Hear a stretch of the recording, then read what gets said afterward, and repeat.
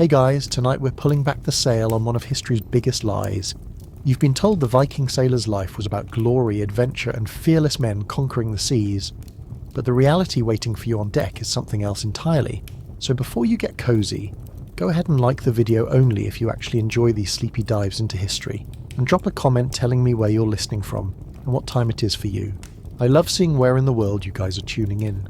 Now dim the lights, maybe turn on a fan for that steady hum and settle in. Because tonight's voyage isn't heroic, it's miserable. You've just woken up on a Viking longship, and the worst part, you haven't even started rowing yet. You try to ignore the cold slapping your face, but hunger always wins. On a Viking longship, food is less about eating and more about a grim exercise in survival. There is no feast, no overflowing horns of mead, no roasted boar like the sagas promised. Out here it is dried fish, hard bread, and watery porridge if you're lucky. The menu was limited, the flavours were non-existent, and the storage was terrible. Salted herring was a staple, packed into barrels that slowly absorbed the stink of brine and mildew. If the barrels leaked, you ate spoiled fish. If the barrels held, you ate fish so salty it stripped the lining off your mouth. Either way, your body suffered. Viking sailors were not ignorant of nutrition, but the sea was unkind. They packed dried peas, nuts, butter and smoked meat, hoping it would last weeks. Archaeological evidence from Norse sites shows that iron cauldrons were used to boil porridge, and sailors sometimes ground barley into gruel. The problem was storage. Barley sprouted mould, meat grew maggots, even the dried fish could turn rancid. By the second week of a voyage, your rations were less like food and more like a biology experiment. Sailors still ate it because they had no choice. Starvation was worse. The longer voyages, such as those toward Iceland or Greenland, were nightmares. You're huddled on deck, gnawing on bread so hard it chips your teeth. This was called hardtack, and it earned its name. It was more rock than bread, so tough you had to soak it in water or ale before attempting a bite. If you looked closely, you would probably see weevils crawling inside. That was extra protein, though no one ever admitted it out loud. You crunched through the insects anyway, because calories are calories. Sailors sometimes trapped seabirds, wringing the necks of puffins or gulls when luck was with them. The meat was stringy, the taste somewhere between leather and fish oil, but it was edible. There are even references in Norse sagas to eating seal or whale blubber when nothing else remained. Imagine chewing rubber dipped in rancid butter, and you'll get close to the experience. The human stomach can adapt to extraordinary abuse, but this was pushing the limits. Sailors often suffered diarrhea, bloating and cramps that made rowing unbearable. Yet stopping to recover was not an option. You rowed through the pain, or you slowed down the entire crew. Water was another torment. Fresh water went stale quickly in wooden casks. Without preservatives, it developed algae, floating green clumps that smelled like swamp. You could filter it through cloth, but the taste was never good. Ale was more reliable, as fermentation killed off bacteria, but it was weak and ran out quickly. By the second week, you might be drinking liquid that looked like pond scum. Some sailors even resorted to snow or rainwater, scooping it off the sail during storms. The desperation for clean water was constant, and dehydration killed just as easily as hunger. This miserable diet had long-term effects. Studies of Viking skeletal remains show enamel hyperplasia, a sign of malnutrition during youth. Archaeologists also note that sailors carried iron knives not only for battle but for carving mouldy portions off their rations. Food poisoning was not rare, and seasickness only made matters worse. Imagine your stomach already churning from spoiled barley gruel, then the waves hit, and your entire breakfast is tossed into the sea. You lose calories, you lose fluids, and you lose the will to keep rowing. And yet, for all the misery, Vikings believed this hardship made them stronger. Their sagas romanticized the toughness of men who could survive weeks on dried fish and bad bread. It was seen as proof of endurance, a badge of honor. To us it sounds absurd, but for them it was the foundation of seafaring culture. Strength was measured not in comfort, but in how much discomfort you could endure. The worse the food, the greater the proof of your fortitude. The smell of these meals was unforgettable. Boiling porridge mixed with rotting fish created a stench that lingered on your clothes, your hair, even your beard. The wool around you absorbed everything like a sponge. Rats and lice were constant companions, attracted by crumbs and waste. You swat at them, but they always return, waiting for the next chance to nibble at your already meagre supplies. Your belly twists with nausea as another ration is passed down the line.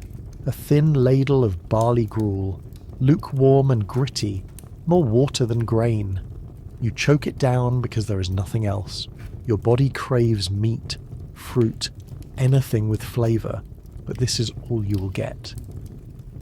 By the third week, your gums start to ache, a sign of scurvy creeping in. Fresh fruit was impossible to store, so vitamin C was a fantasy. Sailors reported bleeding gums, loose teeth, and fatigue so heavy it felt like your bones were made of stone. The only cure was land, and land was often weeks away. The absurdity of it all was that this was considered normal. The sagas never mentioned glorious feasts at sea, because there were none. The banquet songs were written for land, not the endless grey waves. Your life on a ship was starvation punctuated by seasickness, wrapped in the stench of mould. The fact that these voyages succeeded at all is a testament not to Viking strength, but to their stubborn refusal to quit. And now, with your stomach grumbling, your lips cracked, and your energy fading, you still have to pick up an oar. Because survival at sea was not about resting, it was about constant motion. Rowing through hunger, rowing through nausea, rowing through pain. The ship only moved if every man suffered together, but hunger and thirst were only one part of the misery. The sea had other ways of reminding you that you were small, fragile, and expendable. Your body may be starving, but the cold refuses to let hunger take the spotlight for long. The sea has a way of stripping away warmth faster than you can row, and Viking ships offered almost nothing in the way of shelter. There were no cosy cabins, no below-deck bunks, not even a tarp stretched overhead. You lived every waking and sleeping moment on an open deck, exposed to the elements as if the gods themselves wanted to watch you suffer. Archaeological finds and surviving Norse textiles tell us what you had to wear. Wool tunics, trousers, and cloaks, sometimes layered with animal hides, were your only defence. Wool is an excellent insulator when dry, but on a ship wool is never dry. The constant spray of seawater, mixed with sleet or snow depending on the season, soaked every fibre until your cloak weighed as much as chainmail. Once wet, the fibres clung to your skin, stealing heat with every gust of wind. Even furs became useless once saturated. You were trapped in a permanent state of damp discomfort. Historians studying Norse voyages point out that hypothermia was not a rare accident, but a constant companion. A sailor's core temperature could drop quickly in the North Atlantic, where waters hovered just above freezing. Fall asleep in wet clothing and you might never wake again. Accounts from later seafaring cultures describe men found stiff and blue after a single night of exposure. For Vikings, this was daily life. You had to shiver your way to dawn and pray that rowing would generate enough body heat to stave off death. You notice the endless wind first. It shrieks across the waves, flattening your cloak against your body, pressing the wet wool tighter until it feels like a second skin made of ice. Every breath burns, your lungs filling with air so cold it stings like needles.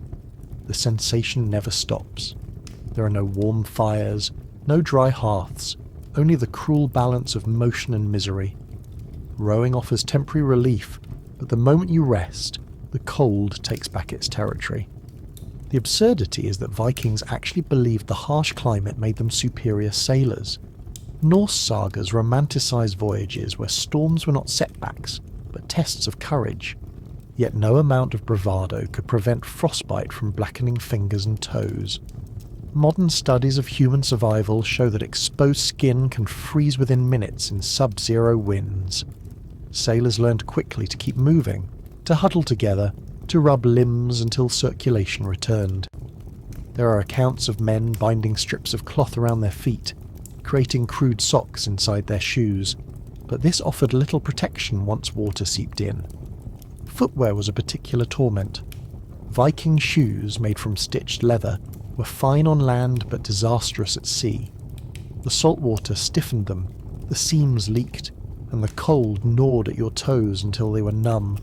Sailors stuffed them with straw for insulation, but straw rotted quickly in damp conditions, leaving behind a foul smell and squelching discomfort.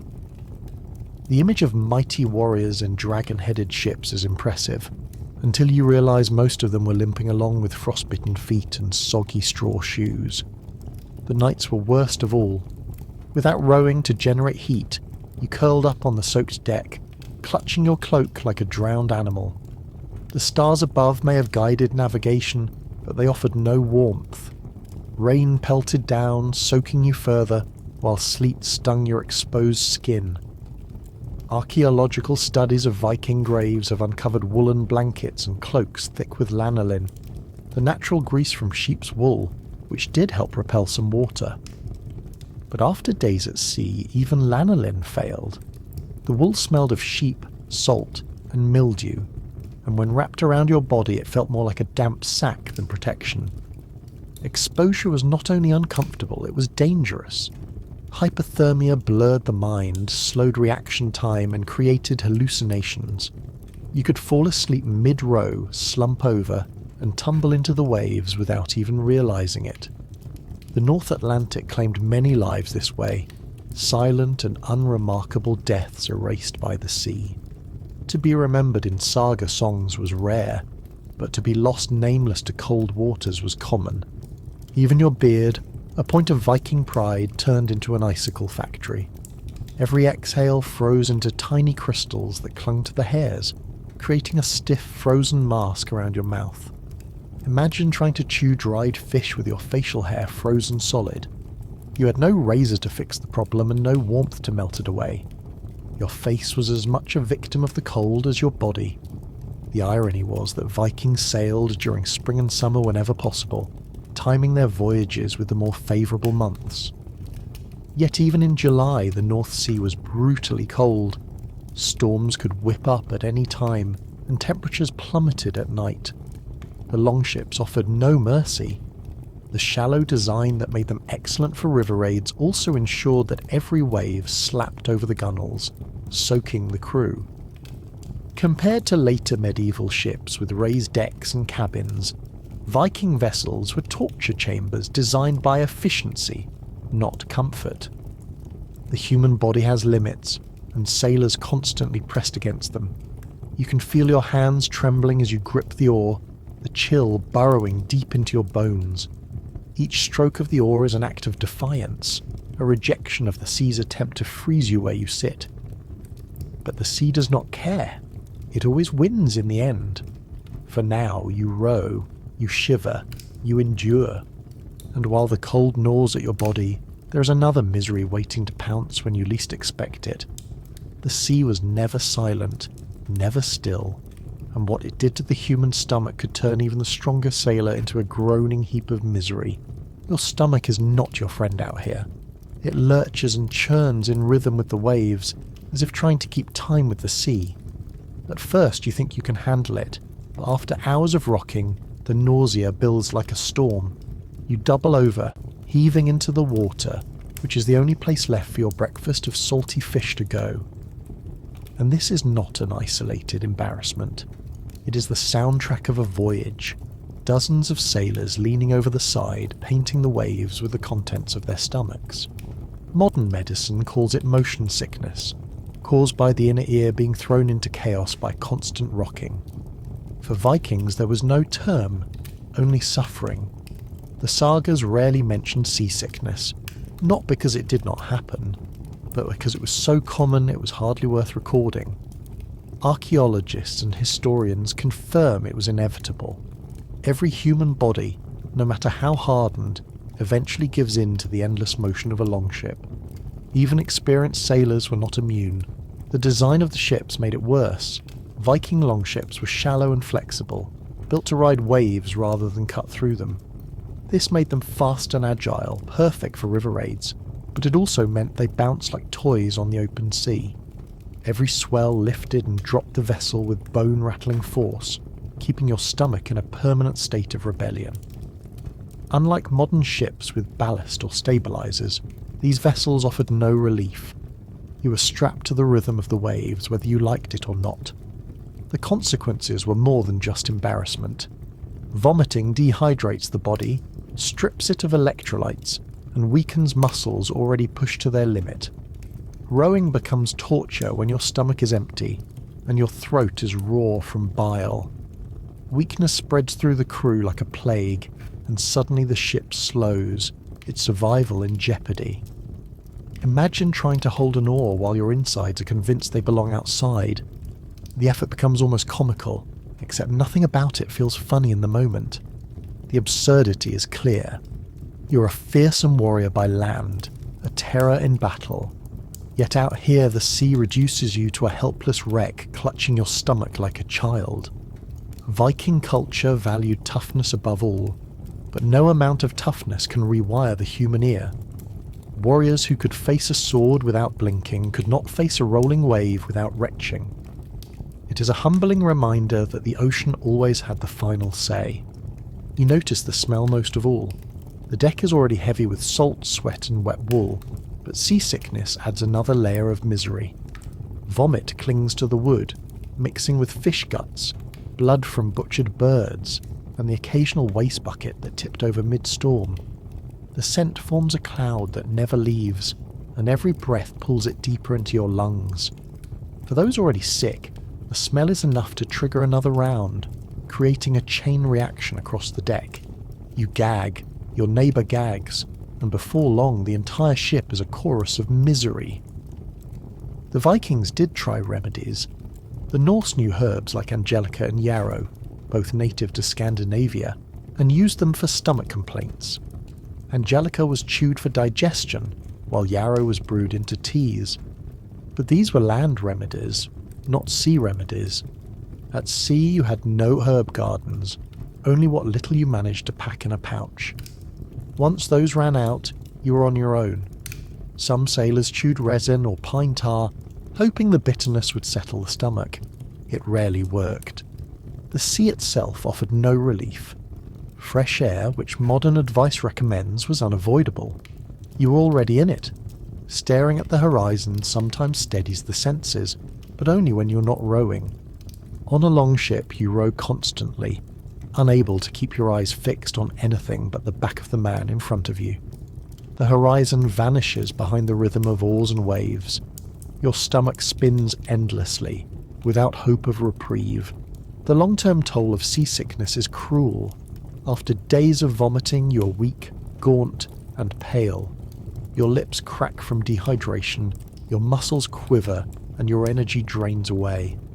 Archaeological studies of Viking remains suggest chronic malnutrition and stress injuries in sailors, which seasickness only amplified. You're trapped in a vicious cycle. Eat rancid food to survive, vomit it into the sea, weaken further, repeat. It is a slow-motion collapse of body and spirit. Humour is unavoidable here. The Vikings prided themselves on their toughness, yet their voyages were plagued by the same humiliations that plague modern ferry passengers.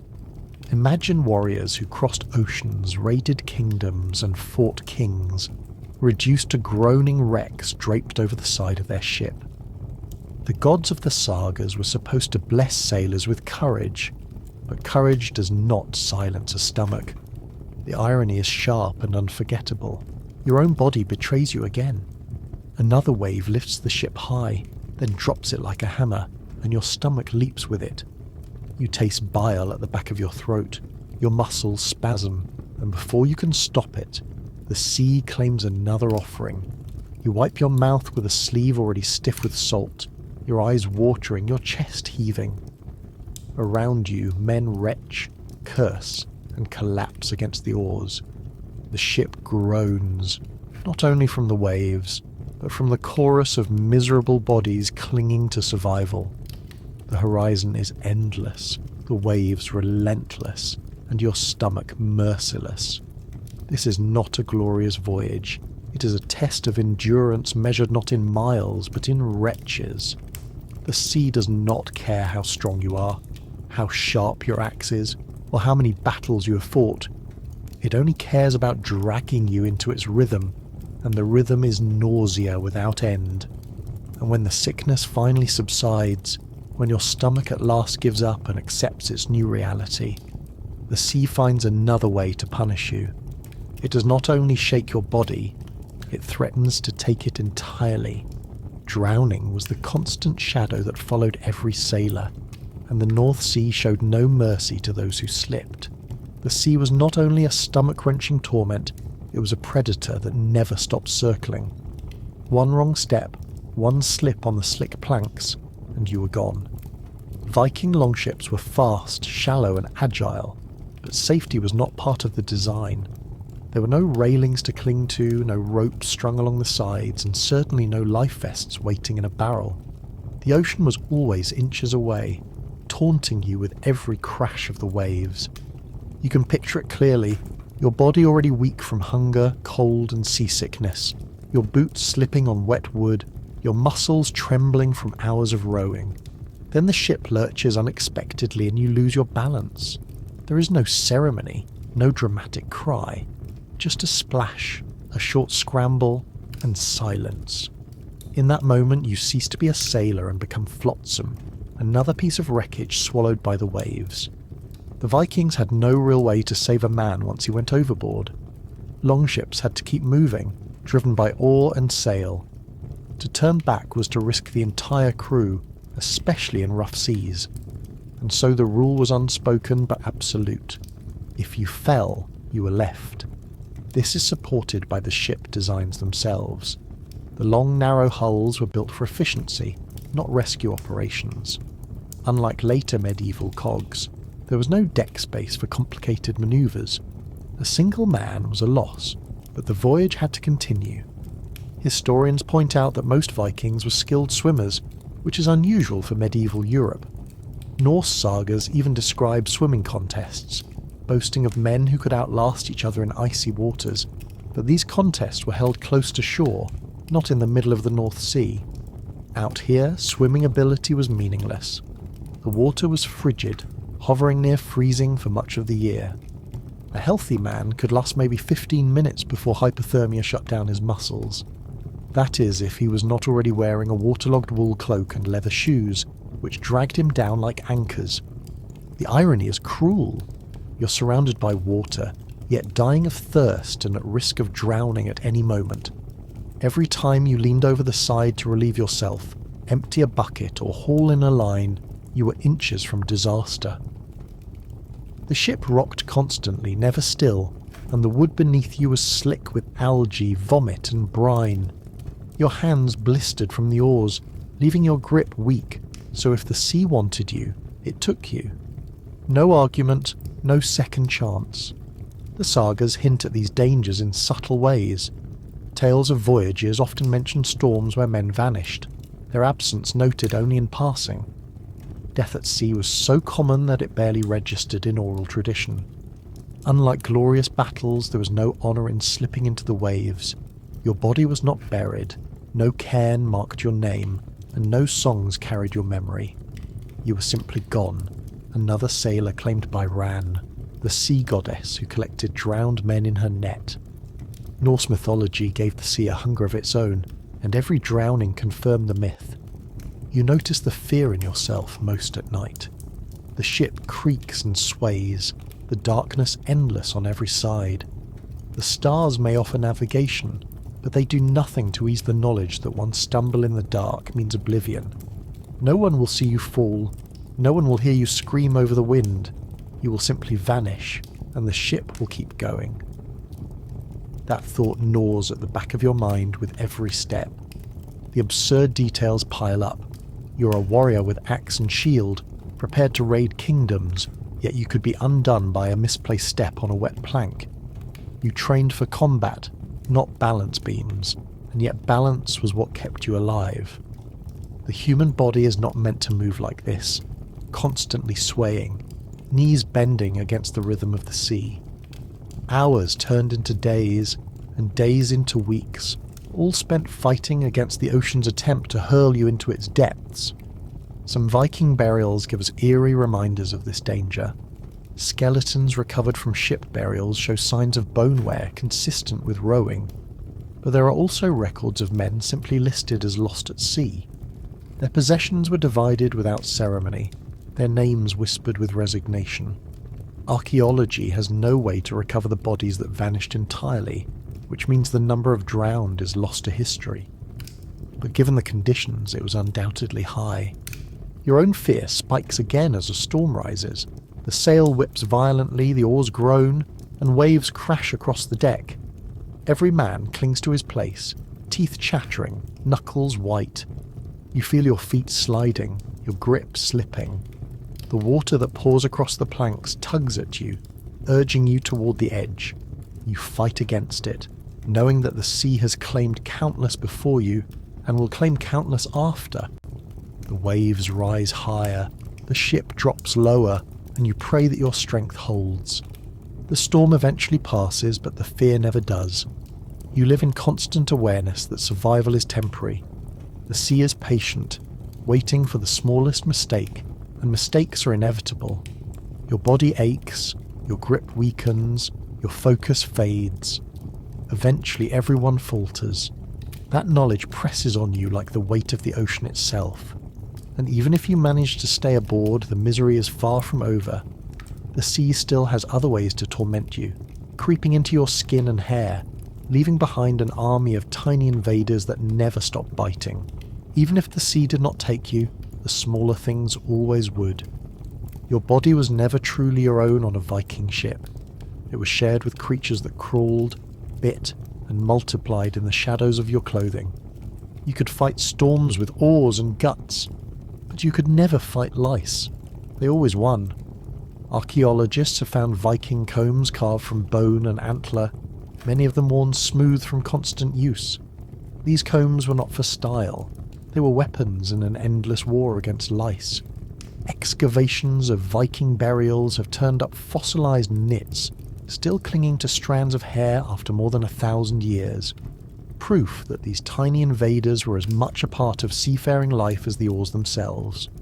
You scratched constantly, clawing at your scalp until your fingernails came away lined with blood.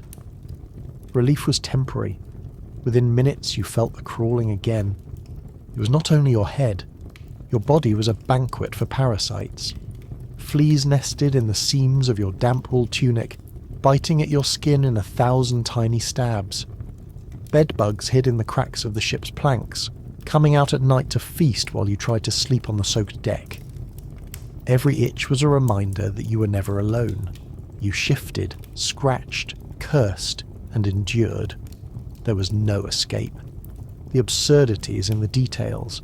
You were a sailor of one of the most feared cultures in Europe, yet your greatest torment came from creatures smaller than a fingernail.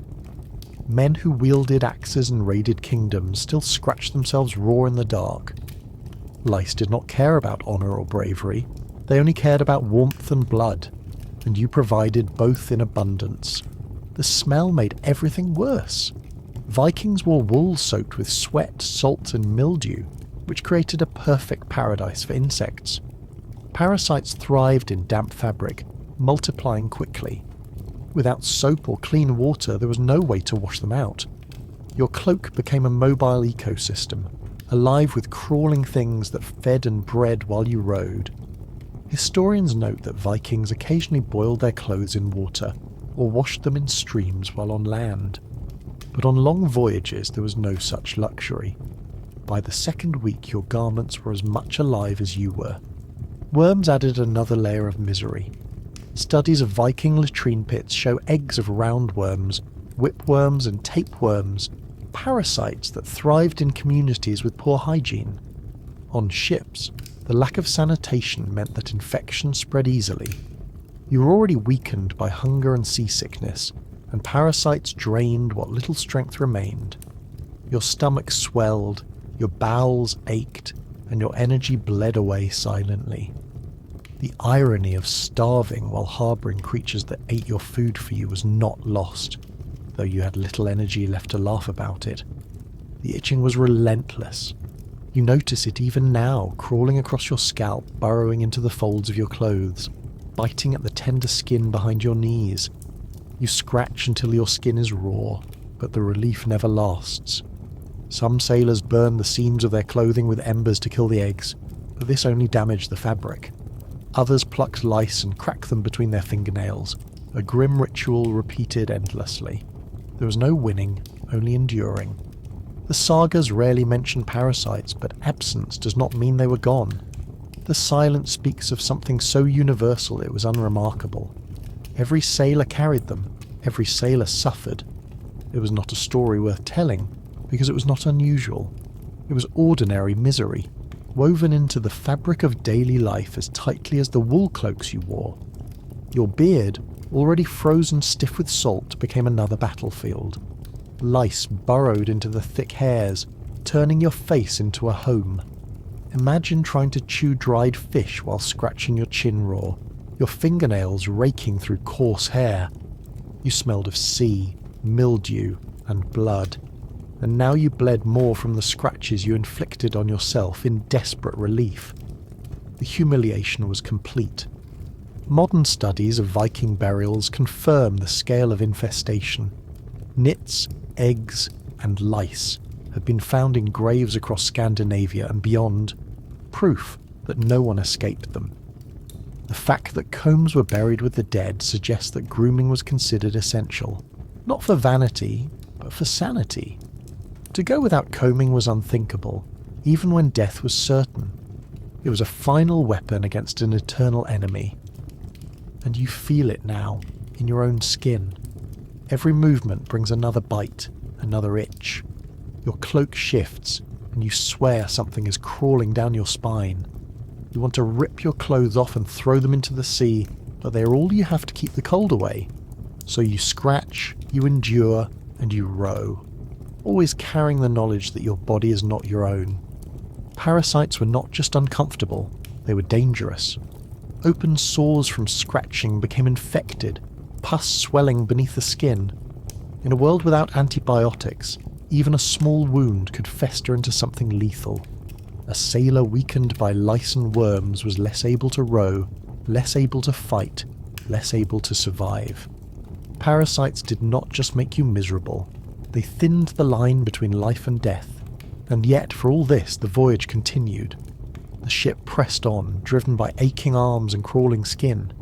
You endured the hunger, the cold, the sickness, and the endless scratching. And as the sun rose again over the grey horizon, you were reminded that misery had many forms. The sea still had more ways to break you, each more absurd and more relentless than the last. Because as much as the parasites tormented your body, the monotony of endless rowing tormented your mind, turning days into an unbroken cycle of pain and exhaustion. Your hands are raw from scratching at lice, but that torment is quickly overshadowed by the ache in your arms. Rowing is not a task you do occasionally. It is the heartbeat of the ship, constant and merciless. The oars stretch nearly 6 meters in length on the larger vessels, carved from pine or oak, and each one weighs enough to punish your shoulders with every pull. You are chained to its rhythm, not with iron, but with duty. Miss a stroke and the ship falters. Falter too often, and you become the weak link every other man despises. Archaeologists studying Viking ships like the Gokstad and Oseberg finds have reconstructed the effort involved. These vessels required as many as 30 or more pairs of arms working in unison. That means 30 men pulling, 30 men sweating, 30 men inhaling the same rotten stench hour after hour. The rowing benches were cramped planks with no cushions, no backrests, just bare wood that bruised your thighs and rubbed your skin raw. Each stroke rubbed your body against the ship until you felt like part of the timber itself, worn down and splintered. The monotony was as cruel as the labour. The sea offered no landmarks, only endless grey waves rising and falling, days blurred together in a cycle of pull, breathe, ache, repeat. The sound of oars slapping water became your only music, the creak of wood your only companion. Time itself dissolved, leaving you trapped in an eternal present where nothing changed but the degree of your pain.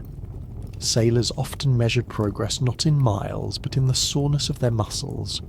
The psychological toll was immense. Historians note that Viking voyages from Norway to Iceland could last weeks, while journeys to Greenland or beyond might stretch even longer. Imagine weeks of rowing, each day identical, your only reward a diet of dried fish and more rowing. The sagas boast of daring raids and heroic conquests, but they are silent on the endless tedium that carried men there. No bard ever sang of buttocks rubbed raw on wooden benches, yet that was the true chorus of seafaring life. You notice the pain settling deep in your joints, your wrist burn from twisting the oar, your shoulders grind with every pull, and your back feels as though it is splintered. The human body was not built for such repetition, yet you repeat the motion thousands of times a day. Archaeological evidence from Viking skeletons shows wear on the spine and joints, markers of repetitive strain. These men were broken by labour long before they faced enemies on land. The absurdity is in how little choice you have. You cannot rest, for rest means breaking the rhythm. You cannot complain, for complaints earn you nothing but glares. The only relief comes when the sail catches wind, but even then you cannot trust it. The wind changes without warning, and soon enough you're back at the oars, your body dragged once more into the machinery of survival. The benches themselves were torment. With no padding, the wooden planks pressed into your flesh until blisters formed. Salt water seeped into every cut, stinging like fire. Sitting became agony, standing was impossible, and lying down meant more bruises on the soaked deck. You lived in a prison of wood and water, your body pressed into positions it was never meant to hold. Some sailors stuffed cloaks beneath them for relief, but these cloaks were already crawling with lice and soaked with mildew, trading one misery for another. The rhythm of rowing was enforced by the collective. Viking ships relied on synchronicity, the oars rising and falling as one. To fall out of rhythm was to cause chaos, splashing your neighbour or throwing off the balance of the ship, and so you stared at the back of the man before you, matching his movements until your body ached in unison. Individuality vanished. You became part of a machine, one cog in a long wooden beast grinding across the waves. You hear the groans of men around you, the creak of oars, the slap of water. Your body aches, your mind drifts, and you begin to wonder if this is all there is. The sagas may promise raids and plunder, but most of your life is this: the endless cycle of rowing, aching, scratching, and vomiting. The monotony is its own kind of torture, a slow erosion of spirit that leaves you hollow long before you reach land. Modern comparisons fall short. It is not like a gym workout, where rest and water breaks are plentiful. It is not like a team sport, where the game eventually ends. This is an unending labour in freezing winds, with stakes as high as life and death. Your body is punished until it collapses, and when it collapses you are useless. And useless men do not last long on voyages where survival depends on collective endurance. The sea stretches endlessly, a grey expanse without end. Your arms move automatically, your body a puppet controlled by the rhythm of the ship. You taste blood in your mouth from biting your lip against the pain. You feel salt crusting on your skin, burning in the blisters of your hands. The monotony gnaws at your mind until you begin to lose track of who you are, your identity dissolving into the waves. You're not a warrior or a sailor. You're an oar, a piece of wood attached to a body pulling endlessly until it breaks. And when you finally stumble into brief moments of rest, collapsing onto the wet deck, the misery continues. Your body twitches from exhaustion, your muscles spasm, and the lice crawl closer to your skin. Sleep brings no relief, only the knowledge that rowing will resume as soon as the sail falters. It was this cycle, more than the battles, that defined a Viking sailor's life. The sagas do not sing of it, but the archaeology, the skeletal wear, the ancient benches, all tell the same story. Men were ground down by repetition, turned into machines of flesh and bone, all for the sake of crossing seas that punished them every step of the way. Even the ship itself, with its cramped space and impossible living conditions, turns into a prison that smothers you at every turn. Space is the one luxury you never have. Viking longships may look grand in museums, with their elegant curves and carved dragon heads, but on the water they were floating coffins of cramped humanity. The deck stretched long, yes, but every inch was filled. Dozens of men packed shoulder to shoulder, oars lined like ribs along the sides, gear shoved into every available gap. There was no privacy, no corner to claim as your own. You existed as part of the mass, your body pressed against others until individuality dissolved. The Oseberg and Gokstad ship finds show how tightly sailors were crammed. The average Viking longship might hold 40 to 60 men, sometimes more, and each man had little more than the width of his bench as personal space. A modern bed grants you more room to stretch than you ever had on these voyages. You curled up in the same spot where you rode, sleeping in a nest of damp wool and splintered planks. Archaeologists note that cargo, food supplies and weapons all competed for space, meaning you often slept on top of barrels or sacks. Comfort was a forgotten word. You feel it in your own body. Your knees press into your neighbour's back, your elbows dig into his ribs, and his weight leans against you when the ship lurches. You try to stretch your legs, but there is nowhere to put them. Every inch of the deck is occupied, every space already claimed. The sea is vast, but your world is smaller than a prison cell. The smell makes it worse. Dozens of unwashed men packed into a wooden box with no ventilation beyond the open sky create an atmosphere that clings to the skin. Sweat, mildew, fish, vomit, and waste combine into a single choking perfume. The wind sometimes carries it away, but often it simply swirls back down, trapping you in a cloud of human stench. Some historians suggest that Viking sailors rubbed animal fat on their bodies to stay warm and repel water, which means the smell was not only sweat and filth, but rancid grease too. Storage was a nightmare. Supplies of food and water were stacked between the benches, spilling and leaking as the waves pounded the hull. Rats thrived in this chaos, scurrying over bodies at night, their tiny claws scratching against skin. Weapons were piled alongside the food, so you might find your head resting against a shield rim, or your feet jammed into the haft of a spear. You were never far from iron, wood, or vermin. The absurdity is sharp. You're part of a culture famed for exploration, for reaching new lands and raiding distant shores, yet your personal universe is smaller than the space under a dining table. You share it with strangers, with animals, and with crawling things that bite. There is no privacy for washing, no space for solitude, no curtain to draw. Even your most basic needs are performed in sight of others.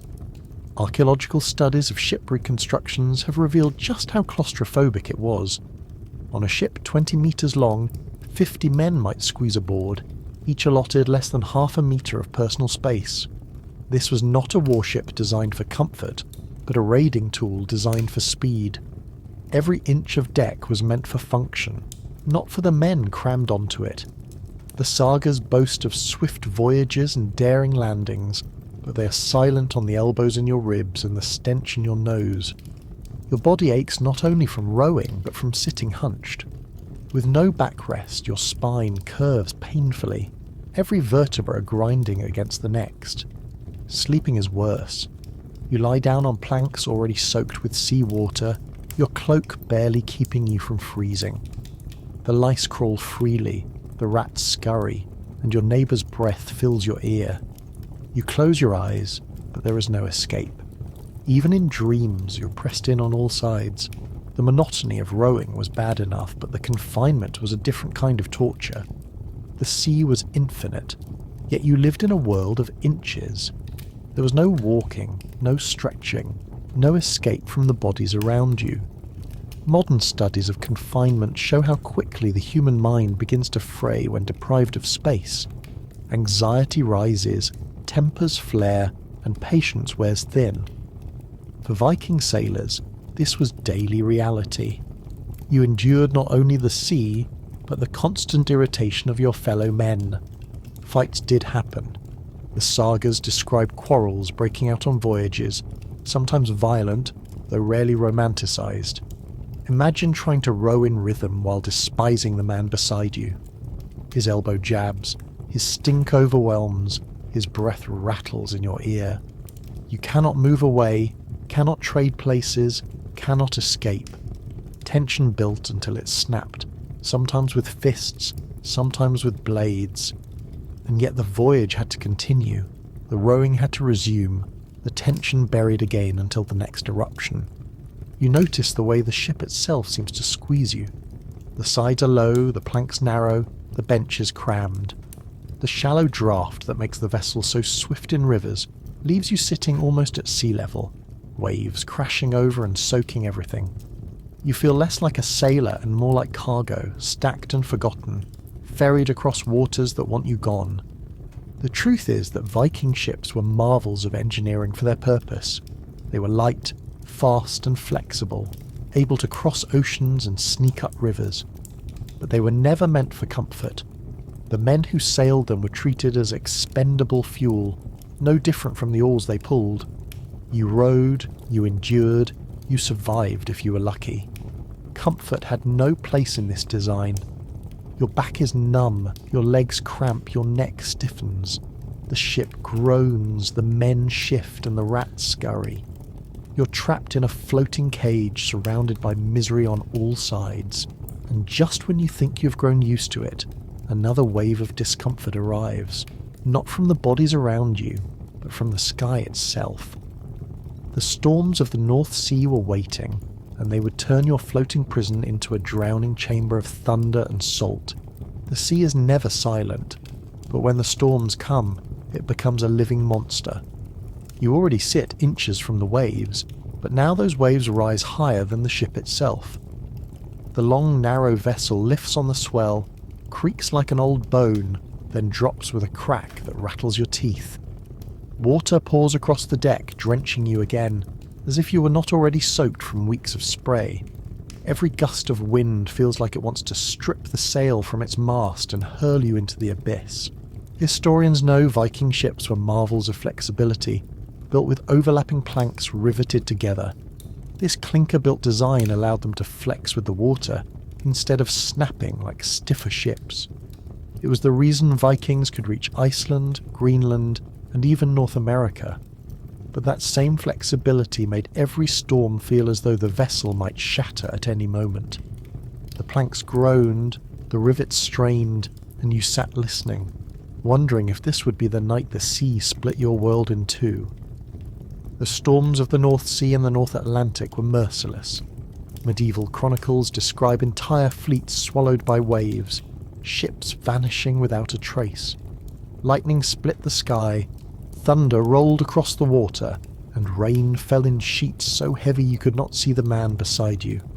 Navigation became impossible. The sun and stars, your only guides, disappeared behind walls of cloud. You rode blindly into chaos, praying that the gods guided you, because you certainly could not guide yourself. You notice the terror in your own body. Every muscle is tense, every nerve braced for the next crash of water. The oars no longer glide smoothly, but jerk and slam as the ship rises and falls. Blisters tear open, salt stings raw skin, and exhaustion claws at your arms. Yet you cannot stop. The ship must keep moving forward, or the waves will roll it onto its side and drown everyone in a heartbeat. The rowing that already felt endless becomes a fight for survival against a sea determined to unmake you. The absurdity of the storm is that the ship was both your only hope and your greatest danger. Its shallow draft kept it fast, but also made it vulnerable. Waves that would rock a deeper vessel simply swallowed yours. The men aboard bailed constantly with wooden buckets, tossing water back into the storm as quickly as it came. Archaeological finds even show wear on the inside planks from repeated bailing. Imagine a ship filling faster than you can empty it, while the sea pounds you with waves the size of hills. That was the reality of a storm. Norse mythology reflected this terror. The sea was not just water, it was a world of gods and monsters. Ran, the sea goddess, dragged drowned men into her net, while Aegir brewed storms in his cauldron. Every sailor knew these names, whispered them in fear as thunder cracked overhead. To sail in a storm was to enter the realm of deities who cared nothing for your survival. If you lived, it was luck. If you died, it was destiny. The cold was unbearable. Rain pelted you until your skin was numb, sleet stung your face, and wind knifed through your soaked cloak. The fire in your muscles burned out quickly, leaving only shivers. Hypothermia stalked the crew, waiting for any man who faltered. There are accounts of sailors found stiff and lifeless after storms, their bodies tossed overboard without ceremony to lighten the load. The sea did not allow time for mourning. You try to hold on to something, anything, but your grip is weak. The wood is slick, the waves relentless, and your arms feel as though they are no longer yours. The ship lurches sideways, and for a moment you are weightless, staring into black water that waits to swallow you whole. Then the hull slams down again, and the impact rattles your bones. The terror never ends. Historians estimate that storms were one of the leading killers of Viking sailors. Unlike disease or hunger, which ate men slowly, storms killed in minutes. Entire crews could vanish, their ships never seen again. Some shipwrecks discovered along the coasts of Norway, Denmark and Iceland bear witness to this. The timbers broken and scattered by waves that cared nothing for human ambition. These wrecks remind us that the sea claimed as many lives as any enemy blade. The sound of a storm stays with you. The howling wind drowns out all speech. The thunder shakes the air, and the screams of men vanish into the roar of waves. You cannot hear yourself think, cannot imagine silence ever returning. Your world is reduced to noise and fear, each second a gamble against drowning. And when the storm finally ends, the silence feels just as cruel. The sea calms, the rain fades, and you're left trembling, broken, and half convinced you should not still be alive. The absurdity is that storms were considered part of the journey, not exceptions. To sail across northern seas was to accept that storms would come, sooner or later. You lived with the knowledge that any voyage might be your last, that the sea did not need enemies to kill you. It needed only wind and water. And yet men kept sailing, kept rowing, kept throwing themselves into the storm as though it could never truly defeat them. The storm fades, but your body is ruined. Your muscles ache, your clothes cling, and your mind spins with exhaustion. You look around and see the same misery on every face, men hollowed out by fear and fatigue. The storm has passed, but the voyage has not. There are still weeks ahead, still dangers waiting, and one of them lurks not in the sea or sky, but inside the ship itself, spreading through the crew like a shadow. Disease and infection followed every voyage, and they were as merciless as any wave. The storm may have spared you, but survival only means something else will try to finish the job. On a Viking longship, disease was never far away. The cramped deck, the unwashed bodies, the rotten food, and the parasites crawling in your clothes all worked together to weaken you. Once your defences slipped, infection was inevitable, and in a world without medicine as we know it, even a small wound could spell the end. Historians and archaeologists studying Viking graves have found skeletal evidence of chronic infections. Bones show pits and lesions where disease gnawed at the living. Teeth reveal abscesses, cavities, and infections that must have caused agonizing pain. Imagine trying to row with a jaw swollen from infection, every stroke sending another throb of fire through your skull. There were no dentists to pull the tooth, no antibiotics to kill the bacteria. You endured it until the infection spread and either burned itself out or killed you. On ships, wounds came easily. Blisters burst open on your palms and feet, leaving raw flesh exposed to salt and filth. The salt water did not cleanse, It irritated, cracking the skin until it bled. Infection spread quickly in those cuts. Sailors also bruised and scraped themselves against benches, oars and gear piled carelessly on deck. Even a splinter from the planks could fester into something deadly. Without clean bandages or antiseptics, the crew resorted to crude remedies, like smearing wounds with animal fat or honey when available. Honey surprisingly does have antibacterial properties, but it was rare at sea. More often, wounds were left open, attracting flies and worsening daily. You notice the misery in your own body. Your fingernails are torn from hauling ropes, your skin rubbed raw from wet wool, and your gums ache from lack of fresh food. Your joints swell painfully, your muscles twitch involuntarily, and every breath rattles with the threat of infection. In the damp environment of the ship, respiratory illnesses thrived. A simple cough could spread through the crew in days, leaving everyone weak and gasping. Archaeologists note that tuberculosis was present in medieval Scandinavia, and it could ravage entire groups. Coughing fits on a ship meant sleepless nights, drenched in cold air, each hack tearing at your throat until you could barely breathe.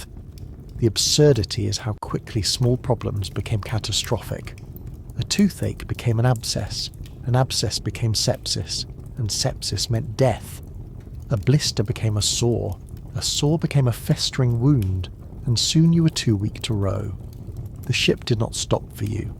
A Viking longship could not afford passengers, only workers. If you fell behind, you were left to wither in your spot, or worse, pushed aside to keep the oarline strong. Latrines were non-existent. Waste was thrown overboard, but the buckets themselves often sloshed across the deck before being emptied.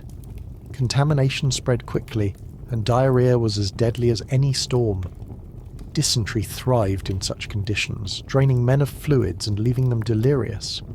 In later centuries, naval surgeons recorded how entire crews were reduced to skeletons by dysentery on long voyages. The Vikings had no surgeons, no remedies beyond crude herbal brews. You sat doubled over in agony, your body too weak to fight, while the ship pressed on without mercy. Scurvy added to the nightmare. Without fruits or vegetables, the body starved of vitamin C. Gums swelled and bled, teeth loosened and fell out, and old wounds reopened as the collagen in the body broke down. Norse sailors heading toward Iceland and Greenland had no access to fresh greens for weeks. Archaeological studies suggest that some Vikings may have known to chew on certain plants when available, but on the open sea there was nothing. Your body wasted away while you kept rowing, each pull of the oar tearing open sores that refused to heal. You feel the horror growing inside you. The man beside you coughs blood into his hand, then grips the oar again, unwilling to stop. Another groans with fever, sweat pouring down his face in the freezing air. His body shakes, but the ship keeps moving. There are no doctors, no bandages, no potions to save him. The best you can do is shift your weight away, hoping the sickness does not spread to you. But on a deck this crowded, with bodies pressed together, every disease spreads. You breathe it in whether you want to or not. Norse mythology framed sickness as punishment or fate. The Norns, who spun the threads of destiny, had cut your life short if you fell to illness. But knowing that your doom was woven did not ease the pain of watching your body betray you. The sagas did not sing of sailors coughing themselves to death on the North Sea, but the evidence is carved into the bones archaeologists unearth. For every glorious raid, there were dozens of unremarkable deaths by infection, rotting slowly in the cold.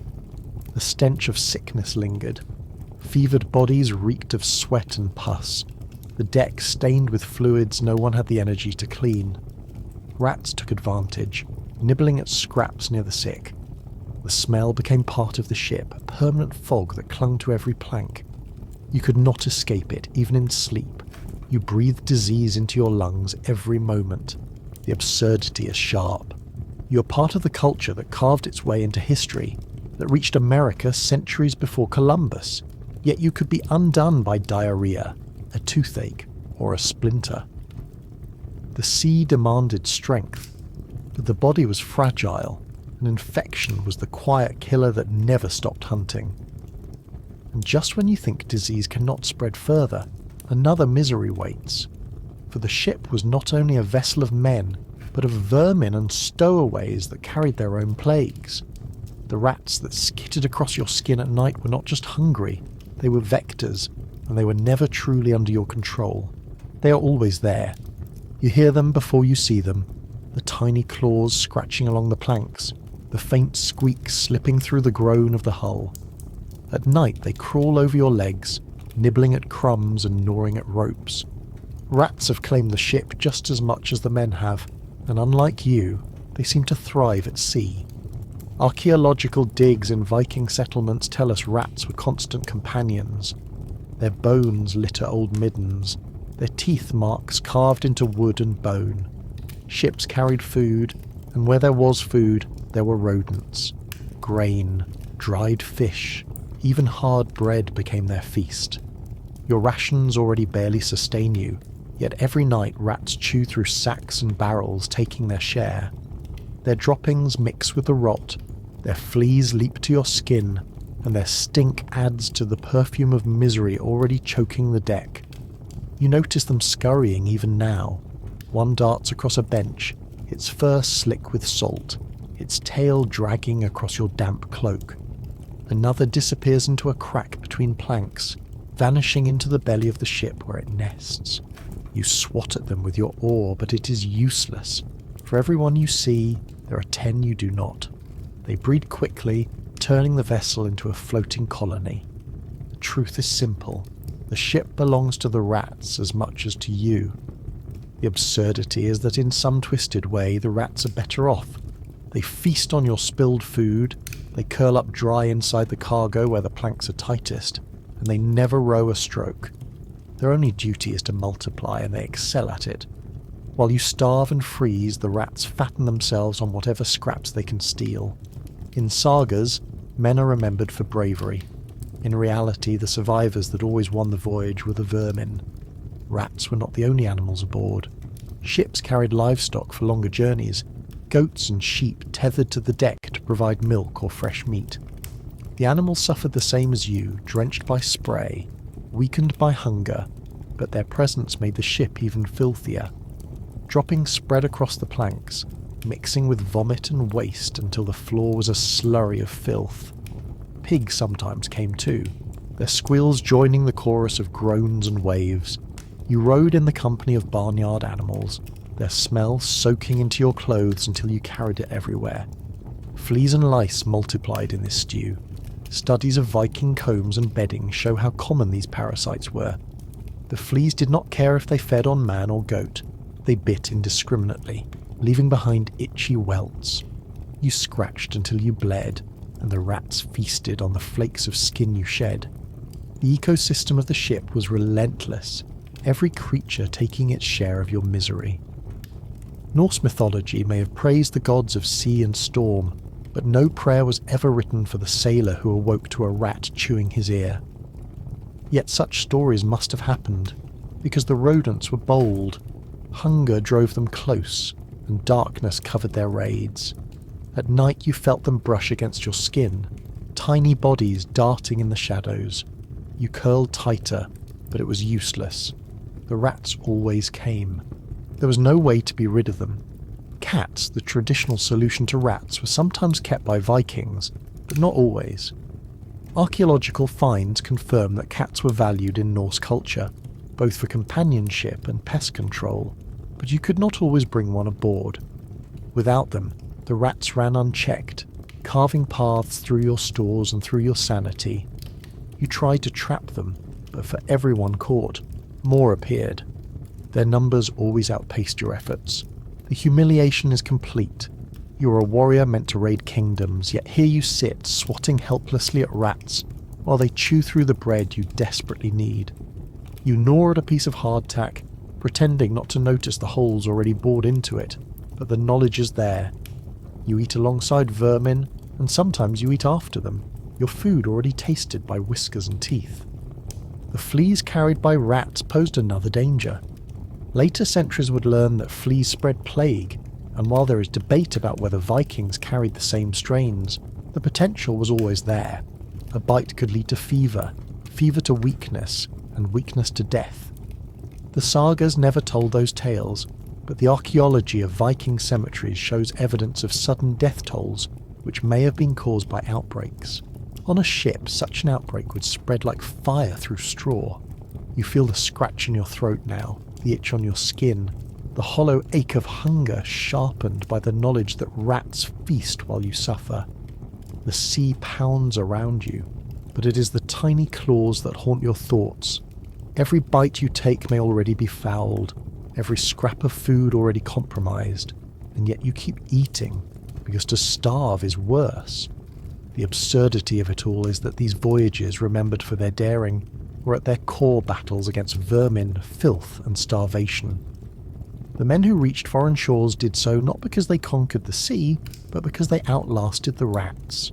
And even that victory was temporary, because the rats always returned.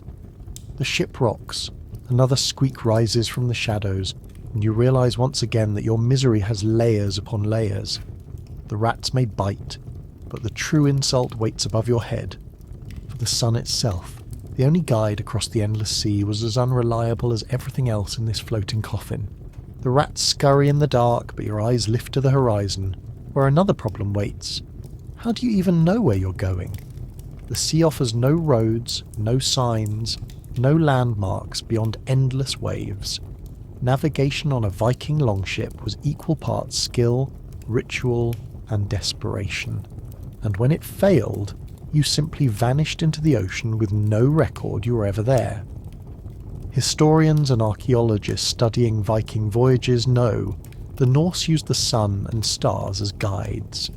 In clear weather, you could chart direction by the sunrise and sunset, or follow the North Star across the night sky. But storms and cloud cover made this impossible, and storms were constant. Days could pass with no sun at all, the world reduced to grey water and grey sky. Without your celestial guides, you rode blind, hoping you were not circling back toward the same coast you had left. Some evidence suggests Vikings used a sunstone, a crystal like Iceland's spar, to find the sun's position even in cloudy weather. Experiments with these stones show that they can polarize light, revealing the hidden sun through cloud cover.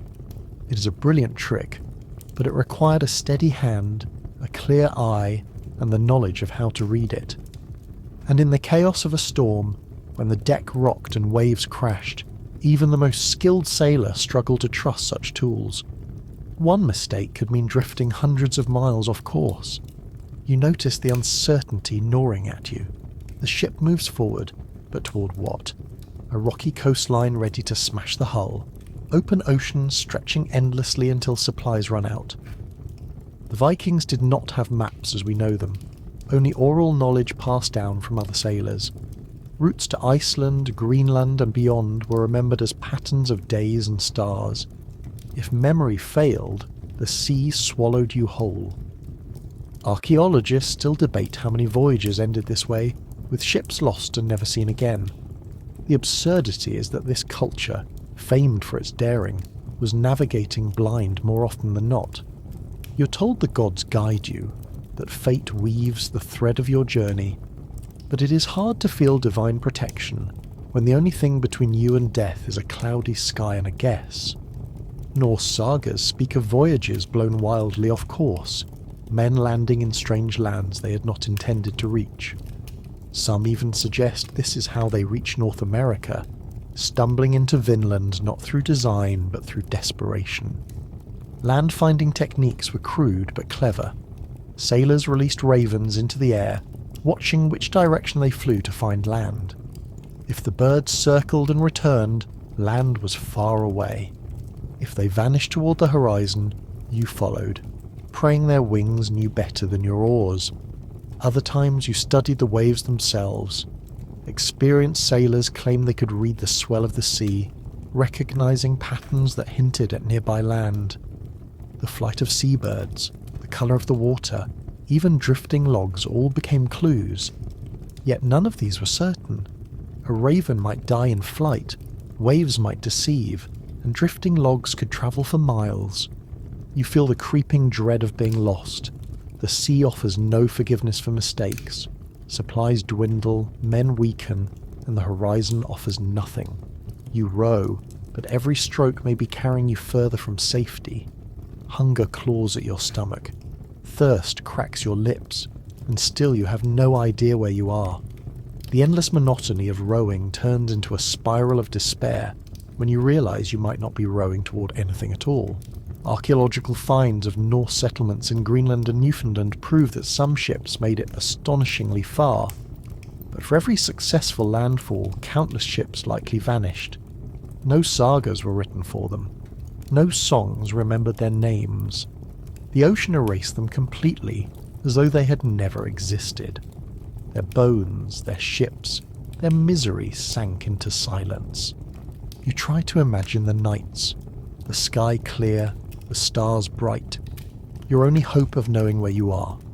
You look for the North Star steady in the sky and cling to its position like a lifeline. Yet clouds always creep back, hiding it from view, and with each hour your confidence fades. Men mutter in the dark, their voices tense, wondering if the ship has strayed too far. Fear builds as surely as waves, and there is no answer. The irony is sharp. The Vikings were masters of raiding, but they were also slaves to the whims of weather.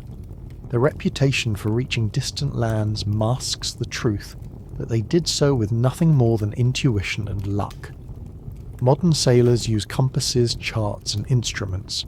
You use the wing beat of a raven and the flicker of a star. It was a miracle any ship reached its destination at all. The psychological toll of not knowing your direction was immense. Hunger and cold gnawed at your body, but uncertainty gnawed at your mind. Each day you wondered if land lay ahead or behind, if you were closer to salvation or doom. Men argued, their faith fraying with every passing day. Some whispered that the gods had abandoned you, others that Rand's net was already waiting. The silence of the horizon became unbearable, each wave another reminder that you were small, fragile, and lost. And even when you finally found land, stumbling ashore half dead, the misery did not end. Landfall meant unloading supplies, hauling gear, and often fighting locals who did not appreciate your arrival. The sea punished you with storms and uncertainty, but stepping ashore carried its own curses. And for the unlucky, the greatest torment of all was waiting back on land, where rulers demanded raids and voyages long before your body had healed from the last one. Your body is already ruined by hunger, cold, and endless rowing, yet the moment land rises on the horizon, you're expected to become something else entirely. The longship is not only a means of travel, it is a weapon, and you are one of its blades. The very instant the prow touches shore, you transform from sailor to raider, whether your body is ready or not. There is no time to rest, no time to heal your blistered hands or cracked lips. You stagger onto land half dead, and someone shoves a shield into your arms as though you were not vomiting into the sea just yesterday.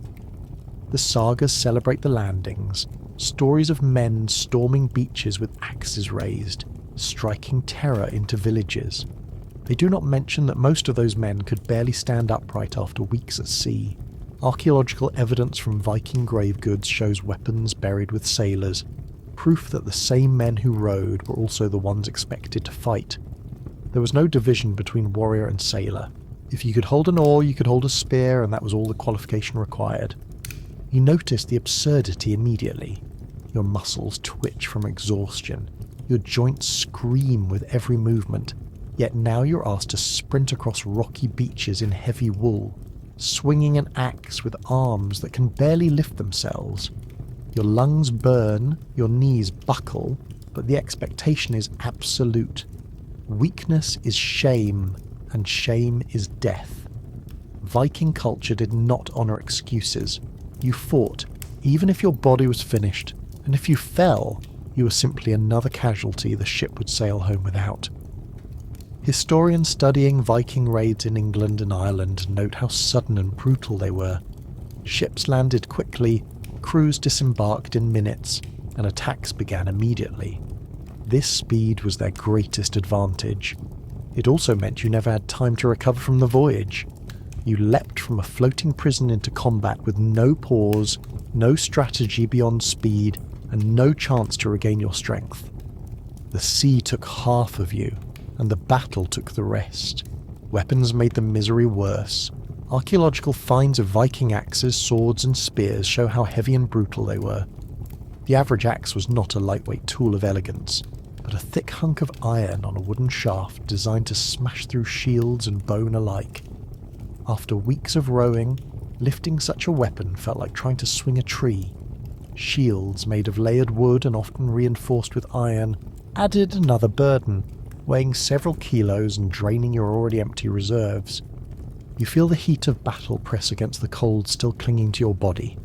Sweat pours instantly, soaking your already wet wool, making your cloak even heavier. Your arms shake with every blow, your vision blurs with fatigue, and yet the fight demands more. Villagers did not fall politely. Defenders fought back, hurling stones, wielding farm tools or rallying behind local warriors. Every raid carried the chance of immediate death, and most of the men fighting were in no shape to face fresh opponents on solid ground. The irony is sharp. Viking raids are remembered for their ferocity, yet behind the image of unstoppable warriors were men staggering on weak legs, teeth rattling from malnutrition, stomachs rotting from spoiled fish, and skin crawling with lice. You charged into combat carrying not only weapons, but the weight of weeks of suffering. The fact that raids succeeded at all is proof of how terrifying desperation can look when wielded as force. The psychological toll was immense. Imagine rowing for weeks, surviving storms and disease, then stepping onto land and being told to kill or die. There was no time to process fear or exhaustion. Adrenaline replaced food, fury replaced rest, and you burned what little remained of your body's reserves. Men collapsed from fatigue as often as from wounds, their bodies unable to give more. Yet sagas remembered only the glory, never the groans. Archaeological finds of skeletons from raid sites reveal trauma wounds, skulls split, bones shattered, blades driven deep into ribs. Some bodies were left where they fell, unburied, forgotten. These were not legendary heroes, but broken men who staggered from one misery into another and found no way out. The survivors returned to their ships dragging loot and captives, but their own bodies were loot for infection and pain. Wounds festered quickly without treatment, and many who survived the battle died days later on the return voyage. You can feel the absurdity in your bones.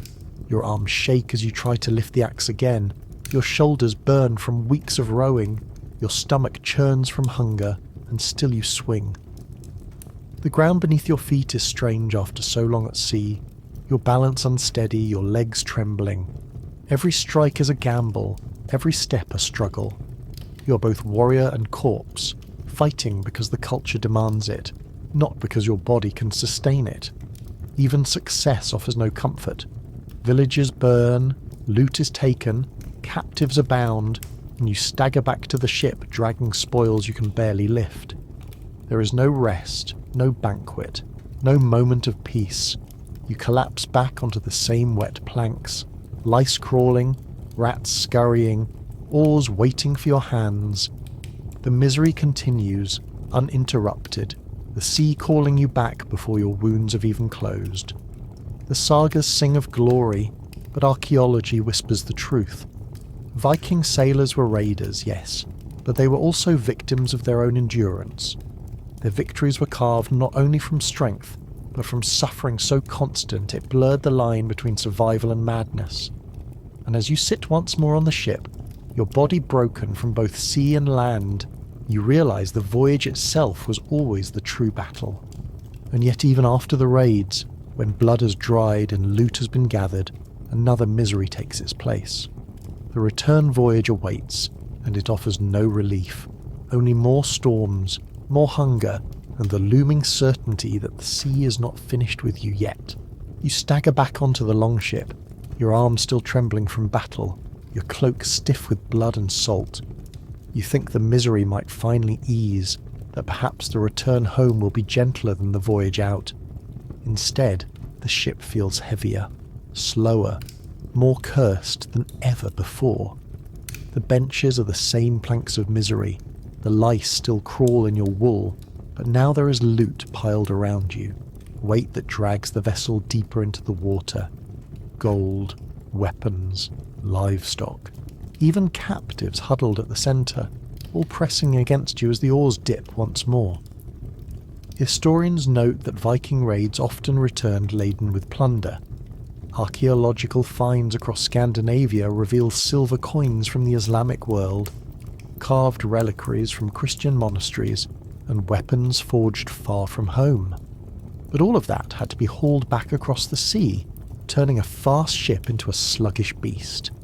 The extra weight made storms deadlier and rowing harder, and it meant less space for you, if such a thing were possible.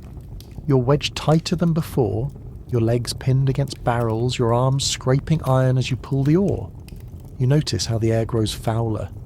Captives chained near the centre add their own stench to the already unbearable smell of sweat, vomit, and mildew. Livestock squeal, kick, and defecate on the deck, their wastes sloshing with every wave. Supplies, already rancid, spoil further under the press of bodies and cargo. The rats multiply faster, feasting on spilled grain and gnawing at leather bindings.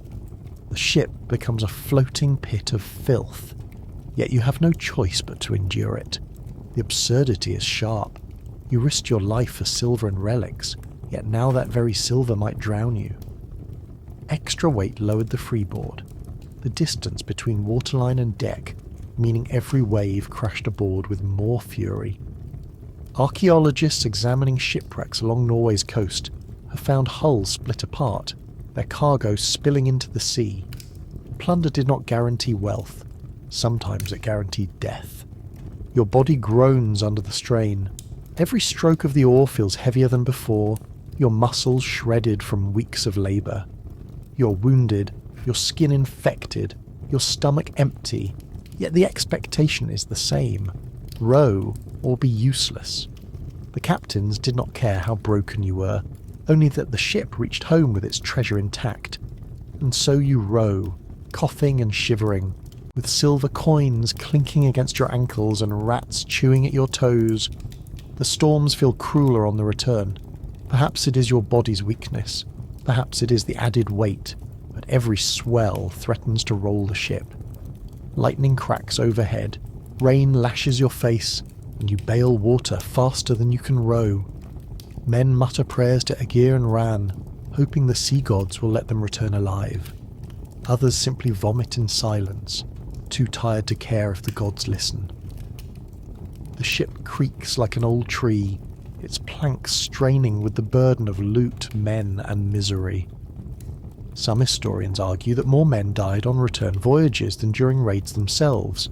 The sea was a greater killer than swords, and the evidence lies in wrecks and skeletal remains found scattered along coastlines.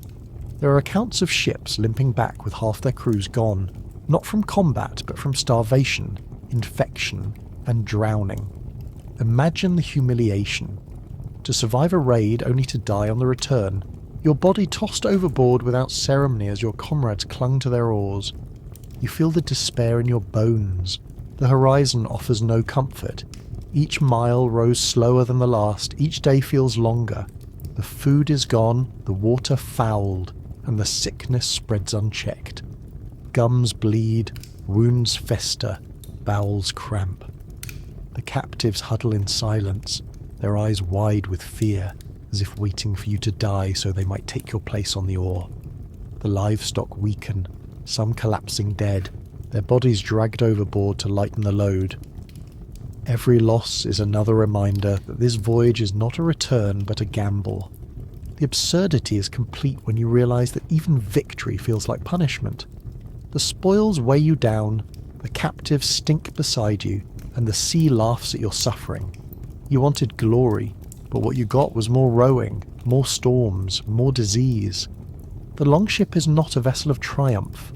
It is a coffin that demands payment every mile. The sagas rarely tell of return voyages, focusing instead on battles and feasts, yet the archaeology speaks louder. ships buried in Norway reveal timbers warped by water, iron rivets strained, and hulls scarred by years of hard sailing. The bones buried beside them show malnutrition, infection, and trauma. These were not the remains of men who feasted in glory. These were the remains of men who suffered endlessly, even in success. You pull the oar again, your hands bleeding, your body trembling, your spirit hollow. Every wave feels like it might be your last, every cough another sign of weakness. Yet you keep rowing, because stopping means the ship drifts, and drifting means death. The sea demands motion, and you give it, even as your body crumbles. And when the coastline of home finally rises, when the long voyage at last ends, the misery is not gone. Landfall only brings more labour, more expectation, more demands from chieftains eager for wealth. The ship is dragged ashore, the loot carried inland, the crew dispersed to recover. But you never recover. Your body is scarred, your mind frayed, your spirit broken, and before long the order comes again. Another voyage, another raid, another cycle of suffering on the endless sea. The longship scrapes against the shore, the crew limps onto land, and for one brief moment you think relief has arrived. But relief never existed for a Viking sailor. The misery does not end at landfall, it mutates. The leaders stand waiting, demanding reports, demanding spoils, demanding proof that every man earned his place. The pressure begins before your feet have left the planks, and you realise the sea may have been cruel, but the expectations of men are worse. The Viking world was built on reputation, and that reputation demanded constant performance. Archaeological finds in Scandinavia, from burial goods to rune stones, emphasised deeds at sea and victories abroad. The culture worshipped raiding, exploration and conquest. To stay behind was to risk disgrace, to be mocked as useless, cowardly, or lazy. Even if your body was failing, your muscles wasting from months at sea, the expectation was simple. When the longship sailed again, you would be on it. No excuses, no reprieve. Imagine the absurdity. You're half-starved, your gums bleeding from scurvy, your back bent from rowing, but rest is denied. The chieftains and jarls did not value your health. They valued silver, land, and glory. If you could still grip an oar, still lift an axe, still stagger onto a ship, you were fit enough. And if you complained, your words carried no weight. A man who refused to sail risked being cast out, stripped of honour, and remembered as weak. Death at sea was preferable to shame on land. The sagas are littered with this obsession. Tales of men who sailed until their bodies broke, who endured a misery beyond reason because their honour demanded it. One saga tells of a man rowing with broken ribs, refusing to stop as his comrades urged him on. Archaeologists examining skeletal remains from Viking burial sites have found evidence of healed fractures, worn joints, and repetitive strain injuries, suggesting men returned to the sea even when crippled by past voyages. You were not expected to heal. You were expected to endure. The hierarchy on the ship reinforced the misery. At the top were the captains, often wealthy landowners or chieftains, who provided ships and demanded loyalty. Beneath them were warriors and traders, men of status who might wield weapons or bargain over loot. And at the very bottom were you and your kind, the oarsmen, whose lives were measured in strokes and blisters. The hierarchy was clear. You rowed until told otherwise. You obeyed or you were punished. In some cases you were beaten, chained, or even sacrificed if mutiny brewed. The absurdity deepens when you realise that even your share of loot was meagre. Historical accounts and archaeological evidence suggest that most plunder was divided unevenly. Leaders took the lion's share while rowers received crumbs. Silver coins unearthed in Viking hoards often cluster in elite burials, while common graves reveal almost nothing. You risked your life for wealth you would never touch. At best, you returned home with a few coins, a scar, and a story that no one wanted to hear, unless it glorified the leaders who profited from your labour. the expectation extended into religion. The Norse pantheon glorified the sea and its dangers. Odin demanded sacrifice, Thor promised storms, and Ran, the sea goddess, was said to drag drowning sailors into her net. To die at sea was not considered failure. It was a kind of twisted victory, proof that you had given your body to the waves in service of your people. You were expendable, yet celebrated, a contradiction that kept you rowing long after your strength was gone. There was no retirement for a Viking sailor. Archaeological evidence suggests that men rowed and sailed into their later years, their bodies broken but still pressed into service. Those too weak to row might bail water, repair sails, or manage cargo, but there was no release, no peaceful end to your maritime misery. The only rest came in death, your body burned or buried, your oar sometimes laid beside you as if mocking the endless toil of your life. It is worth noting how different this was from other medieval cultures. In much of Europe, peasants tied to land at least had predictable labour cycles. Fields rested in winter, harvests came in autumn, and though misery was constant, it was seasonal. For Viking sailors, the sea offered no rhythm but chaos. You could be called at any moment, dragged from your home, forced onto the longship, and hurled once more into suffering. The unpredictability bred constant anxiety. Even on land, you were never free of the sea. The pressure to sail was not only cultural but economic. Scandinavia's rocky soil and short growing season meant farming alone could not sustain large populations. Raiding and trade were necessities, not luxuries. If you refused to sail, you not only risk shame, you risk starvation. Your family might go hungry, your farm might collapse, your community might turn against you. The longship was not only a tool of war, it was survival itself, binding you to misery whether you wanted it or not. And yet, despite all this, the mythology painted sailors as heroes. Skaldic poetry glorified voyages, depicting the sea as a stage for courage. Carvings on runestones depict ships in proud profile, their sails billowing, their crews triumphant. The reality, uncovered by bones, wrecks and sagas, tells another story. It was not triumph, it was exhaustion.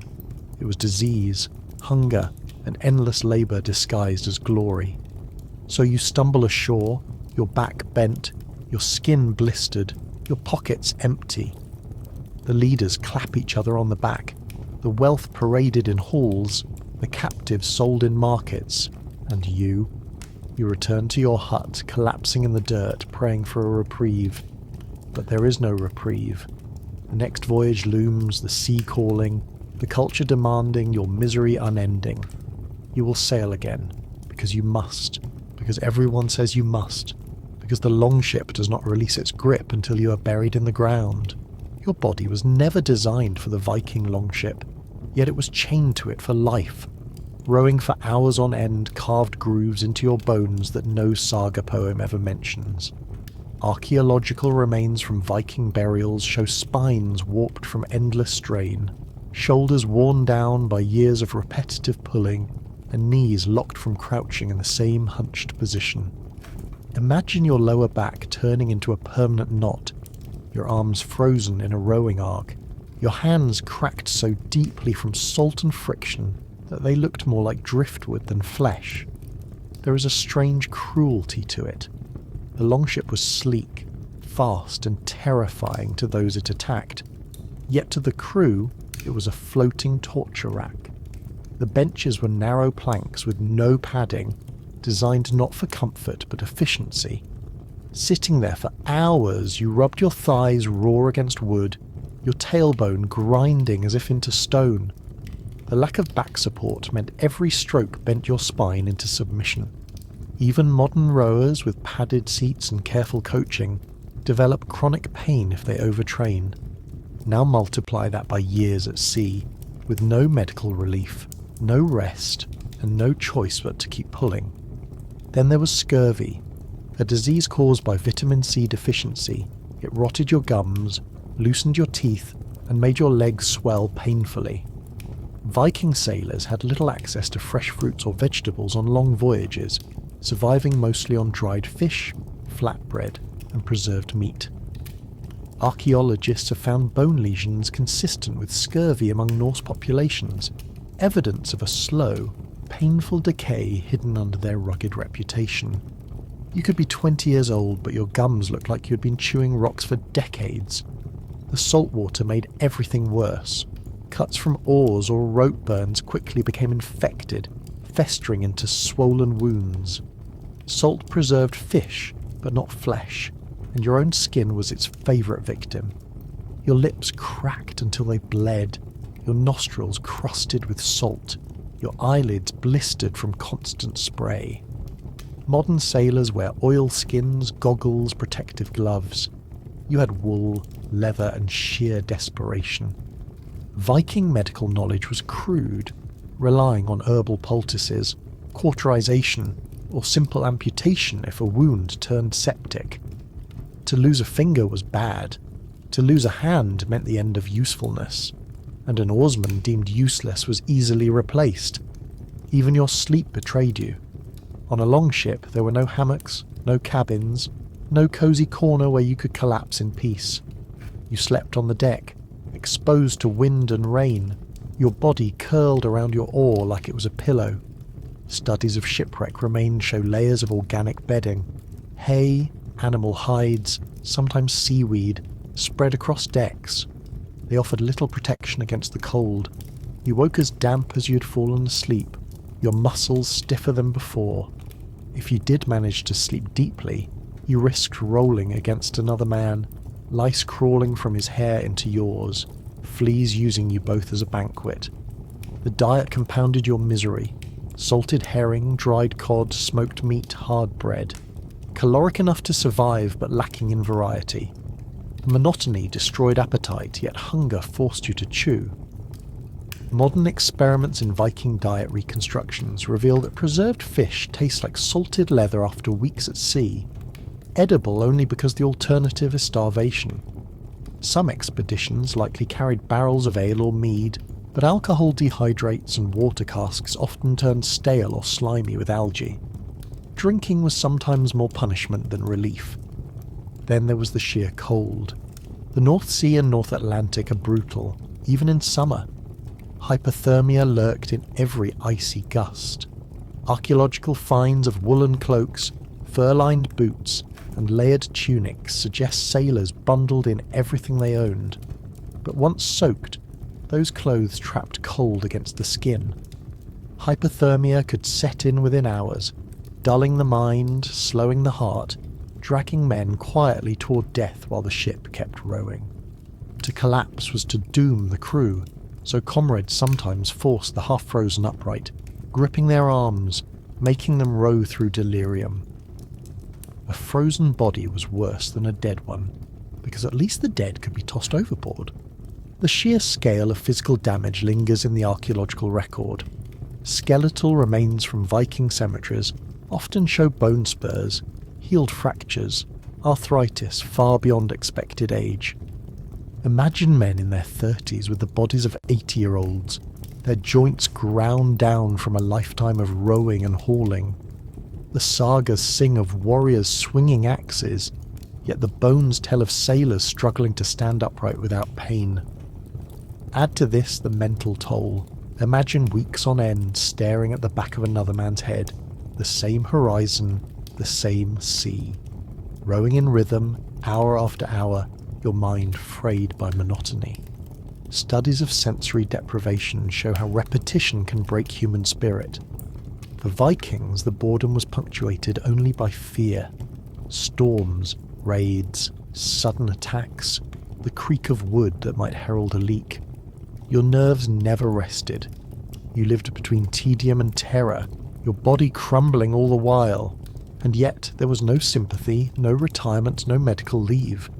To be a Viking sailor was to endure, or to die.